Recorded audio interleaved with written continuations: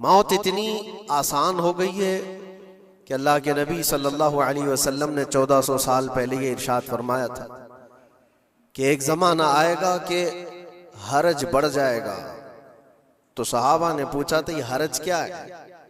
तो हुजूर अकरम सल्लल्लाहु अलैहि वसल्लम ने इरशाद फरमाया था कि कत्ल बहुत ज्यादा होगा, एक दूसरे का कत्ल इतना ज्यादा होने लगेगा कि लोग उसकी परवाह भी नहीं करते। आज मुझे आज बताओ, दुनिया पूरी बहुत सारे इश्यूज पर बैठकें कर रही है, ग्लोबल वार्मिंग पे है, दुनिया में इन्वायरमेंट की चेंजिंग पर, मौसम का तापमान बढ़ रहा है, इस पर मीटिंगें हो रही हैं, बड़ी बड़ी तंजीमें बैठती हैं। ये ढकोसला है ये दुनिया का, ये मगरिबी दुनिया, वेस्टर्न कंट्रीज का दिखावा है। ये एनिमल लवर्स को भी बाहर लेकर के आते हैं, उनको बहुत ज्यादा कवरेज दिया जाता है। ये कुत्ते से प्यार करने वाला है, ये मुर्गी से प्यार करने वाला है। जालिमों, 40,000 नहीं 50,000 लोगों को फिलिस्तीन में तुमने ना हक मार दिया, उस पर कोई बैठक नहीं करते। मौत इतनी आसान है इंसानों की। जंग जिससे है, मुकाबला जिससे है, तुम्हारा आपस में बराबर की ताकत का मुकाबला हो तो समझ में आए कि एक दूसरे की फौजों से मुकाबला है। इधर की फौज भी मर रही, उधर की फौज भी मर रही है, लेकिन निहत्ते बच्चों का क्या कसूर? बल्कि वो गोद में आए हुए अभी जिन्होंने शऊर की आंखें भी नहीं खोली, दूध पीते बच्चों के जो कत्ल हुए हैं। तारीख में आपने पढ़ा होगा फिरौन ने 12,000 बच्चों का कत्ल किया था, सिर्फ इस गुमान से कि उसने ख्वाब देखा था बनी इसराइल में एक बच्चा पैदा होगा जो उसकी सल्तनत को हिलाक कर देगा। ख्वाब की वजह से काहिनों ने उसको बताया था, उसने ख्वाब ये देखा था कि आसमान से एक तारा टूटकर उसकी गोद में गिरा और आग लग गई। तो नजूमियों ने उसकी ताबीर ये बताई थी कि बनी इसराइल में एक बच्चा पैदा होगा जो तेरी सल्तनत को हिलाक कर देगा। उस डर से बनी इसराइल में जो भी बच्चा पैदा होता उसको कत्ल करता था। उसने तकरीबन 12,000 बच्चों को कत्ल कर दिया था, इस डर से कि वो बच्चा तो ना पैदा हो जाए जो मेरी सल्तनत को हिलाक करने वाला है। और वो मूसा अलैहिस्सलाम थे, पैदा भी हुए और फिरौन के घर में ही पले। अल्लाह का निजाम है। लेकिन मैं यहां इसलिए बता रहा हूं, फिरौन जुल्म में पूरी दुनिया में मशहूर है। वो औरतों को भी जालिम इस तरह से मारा है कि जिसकी तारीख में मिसाल नहीं मिलती। लेकिन मैंने अपनी जिंदगी में देखा, आज के जमाने में इजराइल नाम से एक नाजायज हुकूमत पर काबिज शख्स ने 12,000 नहीं 50,000 लोगों को साल भर में कत्ल कर दिया। ये तारीख का भयानक चेहरा है। आज लोग इसको हल्के में ले रहे होंगे, न्यूज वाले एक तरफा रिपोर्ट करते हैं क्योंकि इनको इनके बाप दादाओं से डर है, जहां की खाते हैं वहां की गाते हैं। लेकिन बाद को ये सच्चाइयां जनरेशन में मुंतकिल होती रहेंगी। कभी तो आएगा कोई इंसाफ की नजर रखने वाला। और इंसानियत का कत्ल कितना बड़ा कत्ल है, एक शहर के 50,000 लोगों को कत्ल कर देना, और ऐसे कि वहां की इमारतें पूरे राख के मलबे में चली गई। सदियां लग जाती एक शहर को बसने में, एक घर को बनाने में आदमी की अपनी जिंदगी गुजर जाती है। क्या क्या अरमानों से घर बनाते हैं, लेकिन एक पल में किसी का घर उजाड़ दिया, उसके सामने तड़पते हुए उसके बाप की लाश हो, माँ की लाश हो। वो तस्वीरें क्या आपने नहीं देखी कि एक बाप छोटी सी बेटी को लेकर के दौड़ रहा है, तो उसका बेटा अलग पैर और हाथ जले हुए बम से तड़प रहा है। वो किसके दर्द को देखे? यहां तक कि मैंने देखा कि बेटी को बाप ये नसीहत कर रहा है, थोड़ा और सब्र कर ले बेटा, शहादत मिलने वाली है। कौन करता है ये? मौत से पहले अपने बच्चे को इतनी तलकीन कर दे। हालात ऐसे। दूसरे एक कि वहां पर खाने पीने की ऐड कोई जा नहीं सकती, उस पर पाबंदी, दवाइयां ना जाएं उस पर पाबंदी। दुनिया का कोई कानून इस चीज को जायज ठहराता है? मुझे बताओ, आतंकवाद का राग अलापने वाले इन बातों को क्या कहेंगे? इंसानियत अगर कहीं है तो उसका तस्वुर तो करो। किसी के फंडामेंटल राइट्स होते हैं, बेसिक राइट्स होते हैं, खाना पीना, ये उसका इंसानी हक है। दुश्मनी तुमसे जिनकी है उनके साथ मुकाबला करो, आम शहरियों के साथ नहीं। मुखबिर सादिक रसूल अकरम सल्लल्लाहु तआला अलैहि वसल्लम की तालीमात देखो। जिहाद को लेकर जो प्रोपेगेंडा तुम फैलाते हो और हर चीज को जिहाद का लफ्ज दे करके एक ऐसा नैरेटिव क्रिएट करते हो कि लोगों के दिमाग में एक प्रोपेगेंडा फैल जाए। आओ मैं तुम्हें सुनाता हूँ, रसूल पाक सल्लल्लाहु तआला अलैहि वसल्लम जब सहाबा जिहाद में जाते तो उनको किन बातों की तलकीन करते थे। सबसे पहले मुजाहिदीन सहाबा से कहते, जिस जगह तुम जा रहे हो मुकाबला तुम्हारा जिनके साथ है उन्हीं से मुकाबला करना। जो तुम्हारे खिलाफ तलवार उठाए उसके खिलाफ तुम तलवार उठाओ, और रास्तों पर बैठे हुए बूढ़ों को हाथ ना लगाना, किसी औरत के साथ छेड़छाड़ ना हो, हामला औरतें अगर कैद में आ जाएं तो उन्हें छोड़ देना। ये हुजूर पाक सल्लल्लाहु अलैहि वसल्लम की तालीमात है। हत्ता के रसूल करीम सल्लल्लाहु अलैहि वसल्लम ने फरमाया, जिस शहर में तुम्हारा गलबा हो जाए, तुम गालिब आ गए वहां की फौज पर, तो वहां के रहने वालों के बच्चों को ना जुल्म करना, उनको ना पकड़ना। फिर तालीमात में ये है, वो चाहे जिस मजहब के भी लोग हैं उनके माबदों को, उनकी इबादत गाहों को खत्म नहीं करना, उनकी इबादत गाहों को तोड़ फोड़ ना करना जिस शहर में तुम जा रहे हो। यहां तक कि हुजूर अकरम सल्लल्लाहु अलैहि वसल्लम की तालीमात तो देखो, हुजूर ये तक फरमाते थे मुजाहिदीन सहाबा को कि जिस शहर में तुम जा रहे हो वहां के दरख्तों के पत्ते भी ना उखाड़ना, दरख्तों को भी ना नुकसान पहुंचाना। जंगी तालीमात को आज कोई नजर में नहीं रखता है। दुनिया कहती है कि जंग के दौरान भी कुछ उसूल होते हैं, लेकिन कोई उसूल नहीं। हमने देखा है जिसकी ताकत है उसका बोलबाला है। ये दुनिया उनके खिलाफ कभी कोई बात नहीं करती। आज से तकरीबन 20 साल पहले भी इराक की क्या हालत थी आपने देखा होगा। एक झूठे प्रोपेगेंडे की वजह से पूरे इराक को तबाह किया गया, आज तक वो संभल नहीं पाया। न्यूक्लियर पावर इराक के अंदर मौजूद है, उसके रिएक्टर वहां पर मौजूद है, क्या क्या चीजें उस जमाने में फैलाई गई। सोशल मीडिया तो नहीं था उतना, दुनिया ने ये मान लिया कि हाँ दादा कह रहा है तो होगा, और हमला किया इसी बुनियाद पर। 20 साल हो गए, आज तक इराक में कोई न्यूक्लियर पावर प्लांट नहीं नजर आया, कहीं नहीं। एक झूठे प्रोपेगेंडे की वजह से वहां के कितने लाख लोगों को बेघर होना पड़ा है पता है। कुछ जगह ऐसी हैं जहां बम बरसाए गए, आज तक वहां कोई सब्जा नहीं उगता, कोई वहां पर फसल नहीं होती। मैंने खुद अपनी आंखों से देखा एक नया मैदान जिसपे लोग फुटबॉल खेलते थे, चंद सालों के बाद देखो तो पूरा मैदान कब्रों से भरा हुआ है। कब्रें हैं वहां पर, पूरी कब्रें हैं। लोगों को जनाजा उठाने के लिए लोग नहीं मिलते।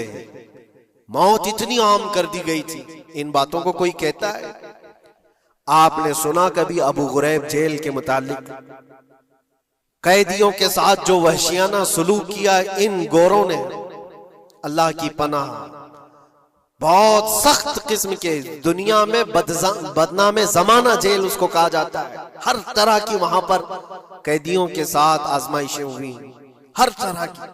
उन पर कुत्ते छोड़ देना, उनकी शर्मगाहें काटना, उन पर पेशाब करना, हर चीज जो इंसानियत सोज है, इंसानियत को जला देने वाली, ये सारी हरकतें की गई। दुनिया खामोश है उस सिलसिले में। क्यों? सुपर पावर के 1000 गुना भी हजम कर लिए जाते हैं। छोटा मुल्क या गरीब आदमी कोई बात करे तो सारे उस पर टूट पड़ते हैं। आज मैं एक चीज आपको बताना चाह रहा हूं कि ये कोई नई चीज नहीं है जो हो रही है आज दुनिया में, ये फैलने वाली है और कयामत के करीब हम आ चुके हैं। हो सकता है दुनिया पूरी जंगों के लपेट में हो, जो रसूल पाक सल्लल्लाहु अलैहि वसल्लम ने इरशाद फरमाया, कत्ल इतना बढ़ जाएगा कि 100 लोग हों तो 99 मर जाएंगे, एक बच जाएगा। कत्ल इतना बढ़ जाएगा, ये जंग की आग हो सकता है आसपास सब फैल जाए, जिसकी वजह से इस वबा में, इस बला में सब मुलविस होने लग जाएंगे। और एक बात ये भी याद रखो, चाहे जैसी भी हुकूमत हो, तारीख पूरी उठा करके देखना, जुल्म के बाद जो गुरूर और तकब्बुर में आकर फिरौन बनने की कोशिश करता है, उसका अंजाम अल्लाह ताला बहुत भयानक फरमाता है, बहुत भयानक अंजाम होता है। अब के जालिम भी अपने अंजाम के बहुत करीब आ चुके हैं। इन्होंने जुल्म इतना किया है, वो बच्चों की आहें, वो औरतों की चीखें क्या बारगाह रब्बुल इज्जत में ना पहुंची होंगी? रब तबारक व तआला खुद फरमाता है, सयअलमुल लज़ीना ज़लमू अय्य मुनक़लिबिन यनक़लिबून, अनक़रीब जालिम ये देख लेंगे कि किस पलटी में अल्लाह ताला उन्हें गिराने वाला है। जो जाल वो अपने दुश्मनों के लिए बुनते हैं, अल्लाह ताला उसी जाल में उनको फंसाता है। आज देखना आप, तारीख की सच्चाइयां आपको इस बात का जवाब देंगी। जालिम ये समझता है कि मैं खुदा के बराबर हो चुका, मुझे कोई भी हिलाक नहीं कर सकता। अल्लाह ताला फरमाता है, इन्नमा तकूनु युद्रिकुमुल मौत वलौ कुंतुम फी बुरूजिम मुशय्यदा, तुम मजबूत किले में क्यों ना बैठे हो, मौत तुम्हारे पास आकर पकड़ लेगी। और रब तबारक व तआला के लिए कोई चीज नामुमकिन है। लोग आज हवा बनाते हैं कि एयर डिफेंस सिस्टम इतना बड़ा है, कोई कुछ नहीं कर सकता। एक छोटे से पिद्दे से एक नाजायज कंट्री को महफूज दिखाने के लिए दुनिया पता नहीं क्या क्या बातें वायरल करती है। इजराइल के पास आयरन डोम है, एयर डिफेंस सिस्टम इतने बड़े हैं, कोई नहीं आ सकता। वो खुदा है? कोई खुदा है? लेकिन दुनिया आज देख रही है, बहुत सारी चीजों को देख रही है। मुझे यहां पर किसी के सिलसिले में नहीं कहना है, लेकिन एक बात कहना है कि नशा में चूर, घमंड में चूर जो बंदा होता है, अल्लाह ताला कभी उसको मच्छर से भी हिलाक करता है। बहुत बड़ी ताकत का इससे मुकाबला होना जरूरी नहीं, तुम्हारे पास होगा बहुत बड़ा सिस्टम, लेकिन रब तबारक व तआला जब इंतकाम ले ले तो फिर तुम्हारे लिए बहुत बड़ी ताकतों की जरूरत नहीं। आपको मैं तारीख बताऊं, इराक में नमरूद एक जमाने में इस तरह की हरकत किया था कि उसने बहुत बड़ी इमारत बनाई थी, और उसके मुताबिक बात ये थी कि वो 1000 लोगों से तन्हा लड़ सकता था, इतनी उसकी ताकत थी। शेर से खुद मुकाबला करता था, कभी डरता नहीं था। नमरूद की ताकत मशहूर थी उस जमाने में, और सारे लोग उसकी ताकत का लोहा मानते थे, हत्ता कि वो कभी अपनी जिंदगी में बीमार नहीं हुआ था। आदमी जब बीमार नहीं होता तो उसका गुरूर बढ़ जाता है, सोचता है मुझे कुछ हो नहीं सकता। नमरूद ने उसके बाद ये देखा, सारी दुनिया मेरे कब्जे में है, ताकत और दौलत के जखीरे सब उसके पास से, लेकिन एक चीज नहीं थी, मौत। मौत पर कंट्रोल। इसको कैसे किया जाए कंट्रोल? यानी मरने से बच तो नहीं पाएगा, ये कंट्रोलिंग पावर भी हमारे पास होना चाहिए। उसने एक बहुत बड़ी इमारत बनाई, कहा कि खुदा आसमानों में होता है, हम इतनी बड़ी इमारत बनाएंगे कि उन इमारतों पर चढ़कर खुदा को ललकारेंगे, आजा मैं मुकाबला करता हूं, और मुकाबला करके मैं खुदा को गिरा दूंगा किसी भी तरह से। अगर मुझसे ना हो सके तो पूरी फौज को तैयार करूंगा। खुदा से लड़ाई लड़ करके एक बार वो मौत और हयात का पावर अपने हाथ में ले लेंगे, फिर हमको जब तक चाहे जीना है। कहां की खाम ख्याली। लेकिन उसने बनाया, पूरी दुनिया भर से लोगों को जमा किया, सबकी जुबान एक बनाया, सबकी करेंसी एक बनाया, सारी उस पूरी दुनिया के लोग उसकी फौज में, सबको ये बावर कराना शुरू किया कि हमारी लड़ाई है दुनिया से नहीं, हमारी लड़ाई क्रिएटर से, खालिक से। हम उससे पावर छीन लेंगे एक बार, और फिर अपने हाथ में मौत और हयात का कंट्रोल रखेंगे। जिसको जितनी लंबी उम्र चाहिए मैं दूंगा, जिसको जब तक जीना है मैं दूंगा, अजल तक, अजल से लेकर अबद तक, ये सारे ख्यालात उसके थे। और उसने जमा किया, इमारत भी बनाया, फौज भी तैयार किया। क्या रब तबारक व तआला ये नहीं देख रहा था? उसकी तैयारी, उसका जमा करना, उसकी इमारत बनाना, बहुत दिनों तक ये सब काम चलता रहा। रब तबारक व तआला किसी से गाफिल नहीं, दिलों में गुजरने वाले हालात से भी बेखबर नहीं, लेकिन बंदे को रब तबारक व तआला ढील देता है। कुरान में रब ताला फरमाता है वला यहसबन्नल्लज़ीना कफरू अन्नमा नुमली लहुम खैरुल लिअन्फुसिहिम इन्नमा नुमली लहुम लियज़दादू इस्मा। काफिर जो उनको ढील मिली है ये न समझें कि हमने जो उनको छोड़ रखा है उनके लिए बेहतर है, बल्कि इसलिए हम छोड़ रखे हैं कि वो और ज्यादा करें, और ज्यादा करें। लियज़दादू इस्मा वलहुम अज़ाबुम मुहीन, फिर हम जिल्लत वाला अजाब उन्हें देने वाले हैं। ये मत समझ लो कि रब तबारक व तआला इन सब चीजों से बेखबर है। नमरूद इतना सब करता रहा, अल्लाह ने उसको छोड़ रखा। बना ले लंबी इमारत, बना फौज भी बना ले, सारी चीजें बना लिया, मुकाबले के लिए उसने दिन भी तय कर लिया। उसके बाद उसको खुदा से लड़ाई लड़नी थी, कहां खुदा तक पहुंचने की बात। लेकिन बंदा जब गुरूर और तकब्बुर में आता है तो वहां तक भी सोचता है, उसे मौत पर कंट्रोल हासिल करना था, बस ये एक चीज थी। फिर जब वो दिन आया, किताबों में मिलता है अल्लाह तबारक व तआला ने फरिश्ते, उसकी जो तादाद है उसका किसी को इल्म नहीं। बारिश के जितने कतरात गिरते हैं ना, एक एक फरिश्ता बूंद लाकर रखता है। अब आप अंदाजा कर सकते हैं फरिश्तों की तादाद कितनी हो सकती। उसमें जो बड़े फरिश्ते हैं वो जिब्राइल, मीकाईल, इसराफील और इज़राइल अलैहिमुस्सलाम, जो सरदार मलाइका हैं, फरिश्ते हैं, उनके अपने अपने काम हैं, बहुत पावरफुल फरिश्ते हैं। इनकी बात नहीं कर रहा, किसी एक आम फरिश्ते को रब तबारक व तआला ने बुलाया और फरमाया जाओ जमीन पर, हमारे एक बंदे ने हमसे लड़ाई का इरादा कर लिया है। उसकी ताकत और कुव्वत और उसकी जमा शुदा सारी चीजों को देख करके आओ। वो फरिश्ता जमीन पर आया, जिस जगह पर उसने ये सब जमा किया था, फरिश्ता उतरकर सिर्फ अपने पैर हिलाया था, पूरी इमारत भस्म हो गई। कुछ नहीं किया था, उसकी बनाई हुई इमारत भस्म हो गई। जितनी फौज जमा किया था सब कीड़े मकोड़ों की तरह मर गए और सबकी जुबानें मुख्तलिफ हो गई, कोई एक दूसरे को पहचान नहीं पा रहा। ये मिनटों की भी बात नहीं थी, सेकंडों की बात थी। फरिश्ता वापस चला गया, नमरूद का जवाल हो गया, खत्म हो गया। ये तारीख की एक बात है और ये रिवायत हम अपनी किताबों में नहीं रखते, ये रिवायत यहूदियों की किताबों से ही है। यहूदी इस बात को यकीन करते हैं और इसी वजह से इस बात पर वो दोबारा अमल करने के लिए फिर कोशिश में है। न्यू वर्ल्ड ऑर्डर जो कहा जाता है, पूरी दुनिया को इकट्ठा करना, एक करेंसी बनाना, एक लैंग्वेज पर लाना और सबको मिलाकर के एक ताकत हासिल करना, स्पेस पर जाना और फिर वही चीजें दोहरानी जा रही है दुनिया। वही चीज एक दोबारा बार ट्राई करना है, जिसके लिए आपको पता है ये छोटी सी कौम पूरी दुनिया पर कंट्रोल हासिल करने के कैसे कैसे ख्वाब देखती।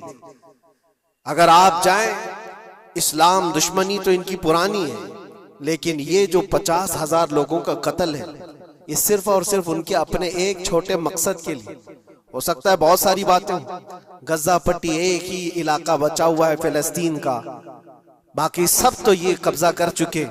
1947 के बाद, 48 के बाद छोटा सा हिस्सा जो बाकी गजा पट्टी, जिसकी 20 लाख की आबादी, उस इलाके पर इतनी ज्यादा क्यों क्रूरता है, क्यों?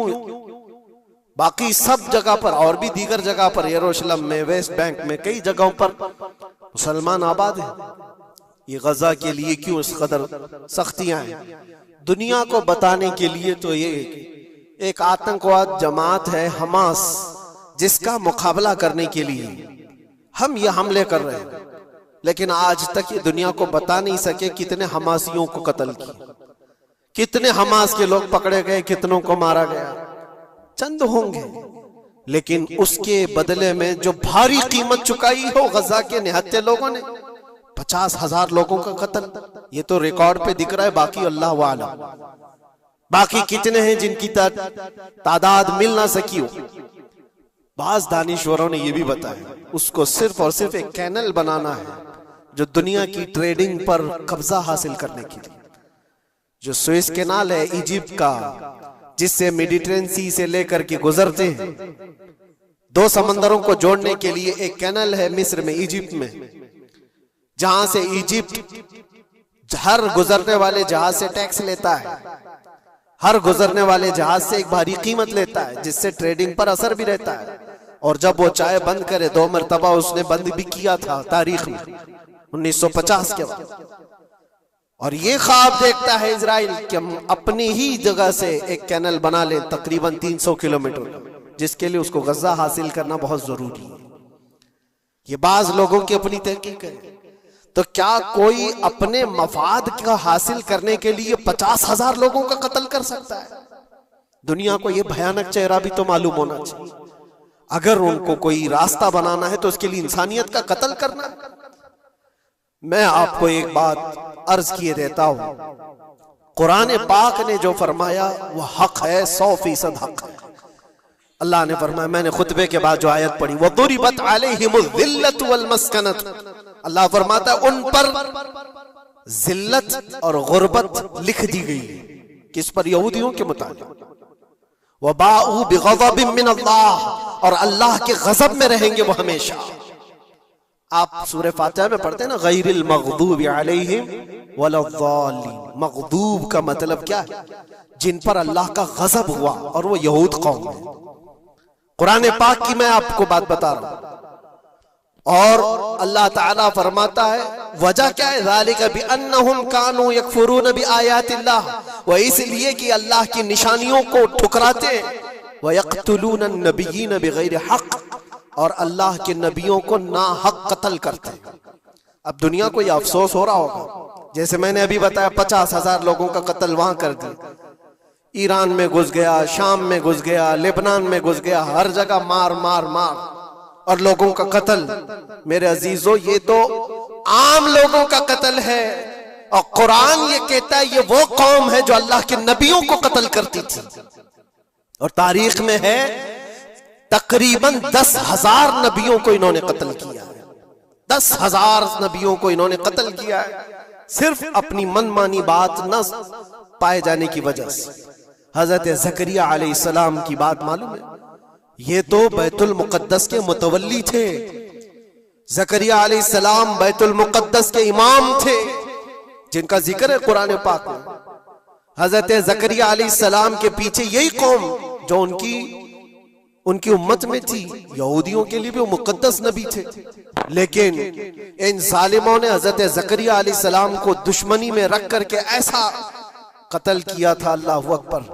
ज़करिया अलैहिस्सलाम इनसे भाग करके निकले थे और एक दरख्त को जाकर कहा, ए दरख्त खुल जा, मैं तुझ में आता हूं। दरख्त खुल गया, हजरत ज़करिया अलैहिस्सलाम उसमें अंदर चले गए, दरख्त फिर बंद हुआ। तारीख में मौजूद है। इब्लीस लाइन ने, शैतान मरदूद ने यहूदियों को रास्ता भी बताया और दरख्त भी बताया कि इसके अंदर ज़करिया छुपे हुए, इसके अंदर ज़करिया है। यहूदियों ने तेज आरी लेकर के दरख्त को ऊपर से काटना शुरू किया कि दरख्त के 2 टुकड़े होंगे तो ज़करिया अलैहिस्सलाम तक भी पहुंच जाएंगे। उन्होंने आरी से काटते काटते काटते उनके सर तक पहुंचा दिया। और जब हजरत ज़करिया अलैहिस्सलाम को अपने सर के ऊपर से कटने की आवाज आने लगी तो अब सोचा कि अब यह आरी से पूरा कट जाएगा। अल्लाह ताला की तरफ से निदा आई, ए ज़करिया सबर कर लो, अगर तुम इस पर आवाज निकालोगे तो सबर वालों में से तुम्हारा नाम निकल जाएगा। यहां तक के तारीख में है वो यहूदियों ने आरी से काटते काटते हजरत ज़करिया अलैहिस्सलाम के सर को चीर दिया और जिस्म के 2 टुकड़े हो गए। अल्लाह के नबी खामोश रहे, सबर करके रह गए। उनके बेटे यहया अलैहिस्सलाम ने यहूदियों के एक गवर्नर या बादशाह को यह कहा था कि एक निकाह में 2 बहनों को रखना जायज नहीं। उसने 2 बहनें एक साथ अपनी ज़ौजियत में रखा था। सिर्फ इतनी बात पर हजरत यहया अलैहिस्सलाम सिर्फ 33 साल के जवान थे। उस यहूदी जालिम ने यहया अलैहिस्सलाम के सर को काट करके बर्तन में लाकर नाश्ते में रखा था। अल्लाह के नबी की बात कर रहा हूं। अल्लाह के नबी के सर को काट कर तश्त पे रखा था। लेकिन तारीख की सच्चाइयां बताती हैं कि वो कटे हुए सर से यहया अलैहिस्सलाम बोलते थे, ए जालिम, अब भी मैं कहता हूं एक निकाह में 2 बहनों को रखना हराम है, हराम है। ये अल्लाह के नबियों की जिंदगी में बता रहा हूं जिनके साथ इन्होंने की। ईसा अलैहिस्सलाम, ये पागल ईसाई जो आज उनकी कपड़ों में जाकर बैठे हुए होते हैं, जबकि जिंदगी भर ये लड़ते रहे हैं। कुरान भी कहता है वक़ालतिल यहूदु लैसतिन नसारा अला शै वक़ालतिन नसारा लैसतिल यहूदु अला शै। दोनों लड़ते थे। यहूदी कहते ईसाई कोई चीज ही नहीं, ईसाई कहते थे यहूदी कोई चीज ही नहीं। इनकी जंगें इतनी खतरनाक हुई, ये सब लिपापोती करके आज दिखाते हैं कि हम सब एक हैं। बहुत गहरी दुश्मनियां इनके दरमियान थी। ईसाइयत, हजरत ईसा अलैहिस्सलाम को क्या किया गया? जब उन्होंने अपने पैगामात फैलाए तो ईसा अलैहिस्सलाम को भी कत्ल करने का मंसूबा यहूदियों ने बनाया था, और पूरे लोग आकर हजरत ईसा अलैहिस्सलाम के घर को घेराव कर लिए। ईसा अलैहिस्सलाम को उस रात अल्लाह ताला ने आसमानों पर उठा लिया, और एक यहूदी को अंदर देखने के लिए भेजा था यहूदियों ने कि जाकर देखो ईसा है कि नहीं। तो अल्लाह ताला ने वो आए हुए यहूदी को ईसा अलैहिस्सलाम की शक्ल दे दी, ईसा अलैहिस्सलाम को उठा लिया। यहूदी जो बाहर खड़े मुंतजिर थे, हमारा आदमी अंदर गया है देखने के लिए, मारने के लिए, कत्ल करने के लिए, अभी तक आया नहीं। तो सब के सब अंदर घुस गए, देखा वो आदमी बैठा हुआ है, उसी को पकड़कर लाकर सूली पर चढ़ा दिया ईसा समझ करके। लेकिन इत्तेफाक ये है कि उसको पूरी शक्ल नहीं दी गई थी, आधी शक्ल ईसा अलैहिस्सलाम की थी और आधी उसकी खुद की थी। बाद में यहूदियों में खुद इख्तिलाफ हो गया, हमारा बंदा कहां गया जो ढूंढने के लिए गया था, वो गायब कहां है? और अगर ये हमारा बंदा है जो ढूंढने के लिए गया था तो फिर ईसा कहां है? ये इख्तिलाफ में, ये शक में 550 साल गुजर गए। फिर मेरे मुस्तफा सल्लल्लाहु अलैहि वसल्लम तशरीफ लाए और कुरान ने इस बात को वाज़ेह किया, न तुमने ईसा का कत्ल किया न सूली चढ़ाई है, ईसा अलैहिस्सलाम जिंदा हैं, अल्लाह ने आसमानों पर उन्हें उठाया। ये तो ईसाइयों पर एहसान है कुरान का, जो सच्चाइयां 550 साल पहले की बताया। मेरे अजीजों, ये तारीख में आपको बता रहा हूं, नबियों का कत्ल करने वाली कौम, उनके सामने आम इंसान क्या माने रखते हैं? ये दुनिया की सारी कौमों को हकीर समझने वाली कौम, दुनिया के पूरे जखीरों को अपनी मिल्कियत समझने वाली कौम, उनका अकीदा है ये दुनिया का जितना गोल्ड है, जितना सोना है, उस पर सिर्फ और सिर्फ उनकी कौम का कब्जा होना चाहिए।